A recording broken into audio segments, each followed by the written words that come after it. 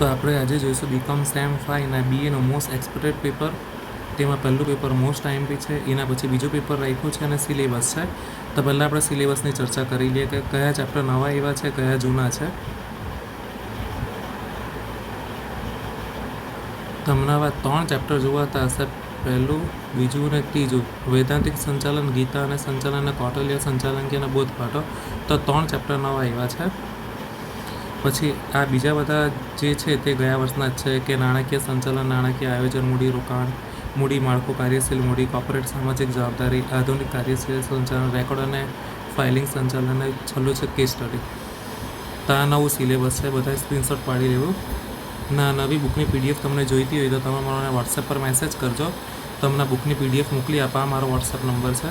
એના પર હાઈ લખીને મોકલી આપવાનો. મેં તમને ગ્રુપની લિંક મોકલી તો એ ગ્રુપમાં તમારે જોઈન થઈ જવું. હવે આપણે પેપરની ચર્ચા કરી લઈએ.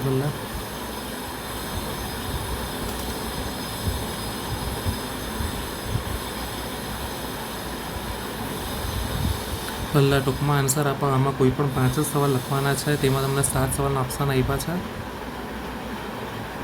પહેલો સવાલ છે, નાણાકીય આયોજન એટલે શું અને તેની પ્રક્રિયાના તબક્કા જણાવો. બીજો સવાલ, કંપનીના આંતરિક હિતની જૂથની યાદી આપો. ત્રીજું, પાણીયુક્ત મૂડી એટલે આમાં જ્યાં પણ આ સિમ્બોલ જે લખેલા છે, જે ચિહ્ન કરેલા છે તે તમારે પહેલાં વાંચવાના. પેપર સ્ટાર્ટ કરવા પહેલાં તમારા જેટલા ચિહ્ન કરેલા છે આગના તે તમારે પહેલાં વાંચી જવાના. તે મોસ્ટ આઈએમપી છે. તેની 100% શક્યતા છે કે આ પેપરમાં આવી શકે, એટલે તે ટીક કરી રાખ્યા છે. પાણીયુક્ત મૂડી એટલે શું? ચોથું, ઇક્વિટી અને વેપારી એટલે શું? ચોથું, કાર્યશીલ મૂડીના 4 પ્રાપ્તિ સ્થાનો જણાવો. કાર્યશીલનો અર્થ જણાવો. કાર્યશીલના 4 હેતુઓ જણાવો. 7મું, રેકોર્ડનો અર્થ. અમુક સવાલો આમાં મેં 2 થી 3 વાર લઈ લીધા છે, તે તમારે વધારે વાર વાંચવાના છે.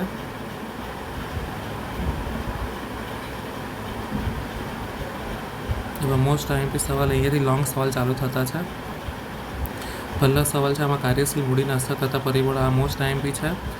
નેક આનો એક બીજો સવાલ પણ છે, તેનો અથવામાં નીચે આવશે. તે 2માંથી કોઈ એક આવવાની શક્યતા છે.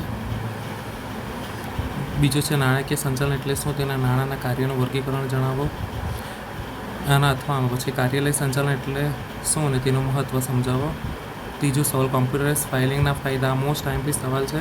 આ 2 વાર લેવાઈ ગયો છે. અહીંયા ટૂંકનોંધમાં લીધો છે અને ઉપર લોંગ સવાલમાં લીધો છે. ત્રીજો સવાલ, અતિ મૂડીકરણના કારણો અને અતિ મૂડીકરણના અસર કરતાં સમજાવો. તો આમનો તફાવત પણ મોસ્ટ આઈએમપી છે. બાકી અલગ રીતે પૂછાય તો આ રીતે પણ પૂછાઈ શકે. તો આને કરીને જ જવાનું છે. 14 માર્કમાં અથવા 7 માર્કમાં પૂછાશે. મોસ્ટ આઈએમપી છે. પછી ત્રીજો સવાલ, આ પણ મોસ્ટ આઈએમપી છે. આ પણ 14 માર્કમાં પૂછાઈ શકે તેવો છે. સામાજિક જવાબદારી એટલે શું? તેના વિવિધ પક્ષકારો પ્રત્યેને ધંધાની સામાજિક જવાબદારી સમજાવો. આ વિવિધ પક્ષકારોનું અલગ પણ પૂછાઈ શકે. આ ખાસ કરીને જવાના છે. પછી ટૂંકનોંધ કોઈ બી એક પૂછાતી છે, બાકી 2 પૂછાય. મેં 4 રાખેલી છે. મૂડી માળખાના અસર કરતા પરિબળો સમજાવો. કોમ્પ્યુટરાઇઝ ફાઇલિંગના ફાયદા. આ ઉપર સવાલ એ જ લીધેલો છે. ક્વેશ્ચન બી વાળો તે જ છે. સામાજિક જવાબદારીના વિરોધની દલીલો. ઈ ફાઇલિંગના પ્રકારો છે. આ અહીંયા લખાઈ ગયેલો છે.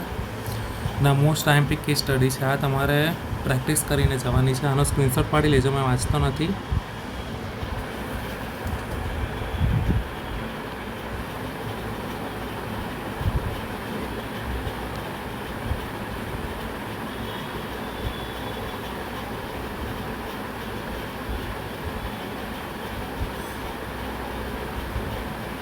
આના સિવાયની પણ કેસ સ્ટડી બુકમાંથી કરી જવાની છે.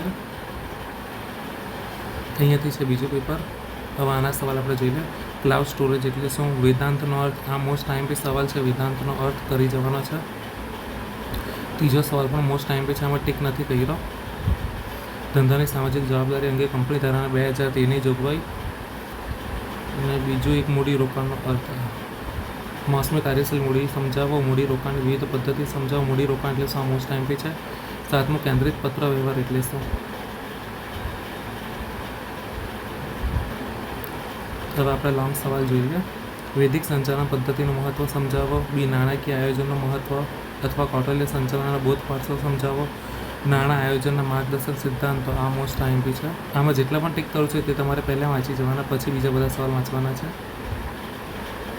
મૂડી રોકાણના સિદ્ધાંતો. આ પણ મોસ્ટ આઈએમપી છે.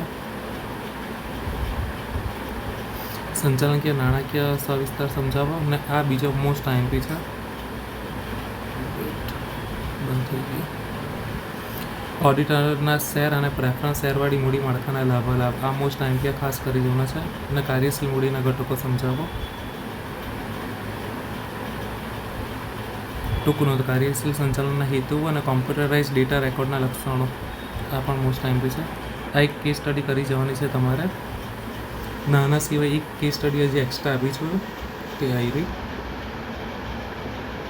આ કેસ સ્ટડીનો સ્ક્રીનશોટ પાડી લેજો.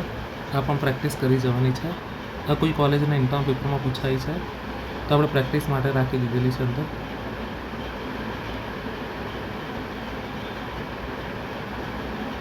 બસ અહીંયાથી પેપર પૂરું. હવે તમારા મોસ્ટ એક્સપ્લોર પેપરની તમારે PDF કે ફોટો જોઈતા હોય તો મને વોટ્સઅપ કરજો, મેં મોકલી આપવા. Best of luck.